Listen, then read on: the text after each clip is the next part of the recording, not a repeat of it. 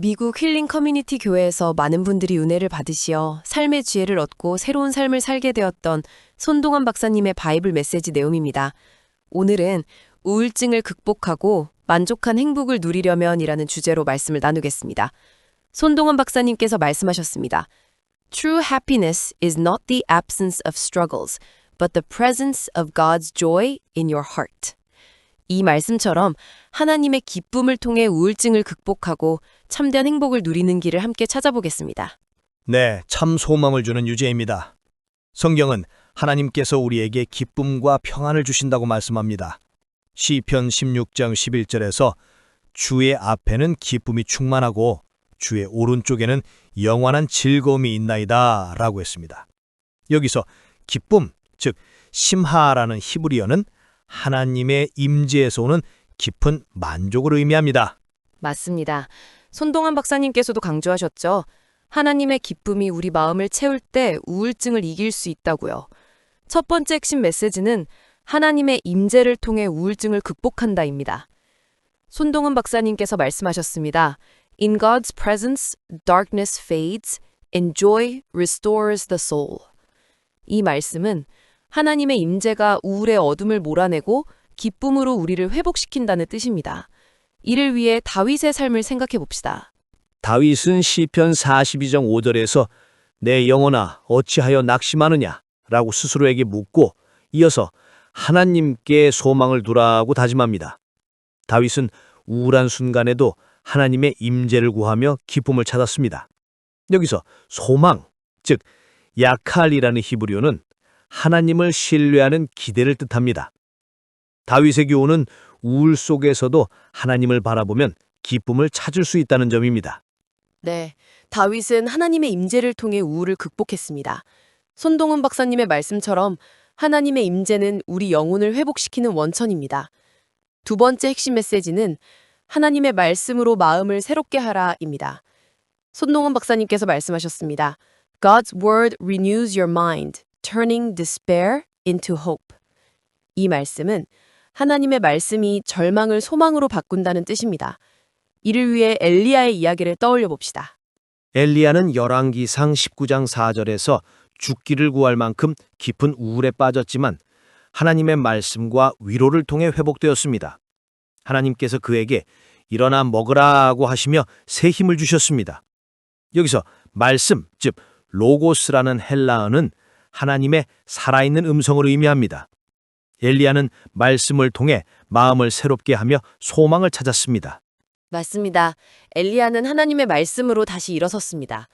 손동환 박사님의 말씀처럼 말씀은 우리 마음을 새롭게 하여 행복을 되찾게 합니다. 세 번째 핵심 메시지는 타인과 함께 나누는 삶이 행복을 가져온다입니다. 손동환 박사님께서 말씀하셨습니다. Sharing God's love with others multiplies your joy. 이 말씀은 타인과 사랑을 나누는 삶이 기쁨을 배가시킨다는 뜻입니다. 이를 위해 바나바의 삶을 생각해 봅시다. 바나바는 사도행전 11장 24절에서 착한 사람이며 성령과 믿음이 충만한 자로 묘사됩니다. 그는 바울을 격려하며 공동체의 소망을 전했습니다. 여기서 믿음, 즉 피스티스라는 헬라어는 하나님을 신뢰하는 삶을 뜻합니다. 바나바의 삶은 타인과의 나눔이 행복을 가져온다는 교훈을 줍니다. 네, 바나바는 타인과 함께하며 기쁨을 누렸습니다. 손동환 박사님께서도 라틴어로 이렇게 말씀하셨습니다. Cum caritate vive et gaudium invenies. 이는 사랑으로 살며 기쁨을 찾으라 하는 뜻입니다. 이 말씀은 하나님의 사랑을 나누는 삶이 우울을 극복하고 행복을 가져온다는 교훈을 줍니다. 바나바처럼 우리도 타인과 소망을 나눠야 합니다. 정말 깊은 말씀입니다. 손동환 박사님의 라틴어 메시지는 사랑의 나눔이 행복의 열쇠임을 강조합니다. 이제 말씀을 듣고 생활에 적용할 수 있는 실천 원칙 3가지입니다. 첫 번째는 매일 하나님의 임재를 구하며 기도하는 것입니다. 빌립보서 4장 6절에서 아무것도 염려하지 말고 기도와 간구로 감사함을 아뢰라고 했습니다. 기도는 우울을 극복하고 하나님의 평안을 경험하게 합니다. 두 번째 실천 원칙은 하나님의 말씀을 묵상하며 마음을 새롭게 하는 것입니다. 로마서 12장 2절에서 마음을 새롭게 함으로 변화를 받으라 하고 했습니다. 여기서 새롭게 함, 즉 메타모르포시스 하는 헬라어는 하나님의 말씀으로 변화되는 과정을 뜻합니다. 말씀을 묵상하며 우울을 소망으로 바꿔야 합니다. 세 번째 실천 원칙은 타인과 사랑을 나누는 삶을 사는 것입니다. 요한일서 4장 12절에서 우리가 서로 사랑하면 하나님이 우리 안에 거하시고 라고 했습니다. 여기서 사랑, 즉 카리타스라는 라틴어는 하나님의 사랑을 실천하는 삶을 의미합니다. 타인과 소망을 나누며 행복을 겸해야 합니다. 정말 좋은 실천 원칙입니다. 이제 결론을 맺으며 예수님의 말씀을 되새겨 봅시다. 마태복음 11장 28절에서 예수님께선 수고하고 무거운 짐진 자들아 내게로 오라 내가 너희를 쉬게 하리라고 하셨습니다.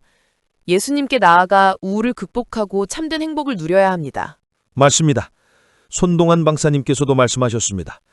In Christ we find the rest and joy that overcomes all despair.